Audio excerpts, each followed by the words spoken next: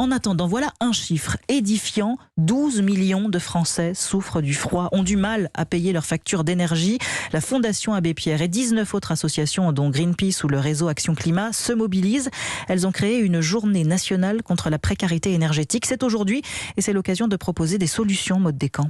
Oui, un événement qui prend tout son sens avec les récentes flambées des prix de l'énergie. La précarité énergétique gagne du terrain en France. L'an dernier, par exemple, 60% des Français ont réduit le chauffage chez eux pour ne pas avoir à payer des factures trop élevées. C'est 2 fois plus qu'il y a 2 ans. Mais la précarité énergétique n'est pas qu'une question de factures à payer. Il y a aussi des effets sur la santé et la sécurité des familles concernées. Le fait d'habiter dans un logement difficile à chauffer accroît par exemple de 50% le risque de se déclarer en mauvaise santé. Il y a aussi des risques liés aux installations défectueuses. Souvent, les familles hébergées dans des passoires énergétiques calfeutrent les fenêtres pour garder au maximum la chaleur. Et lorsque les installations sont défectueuses, une intoxication au monoxyde de carbone est possible.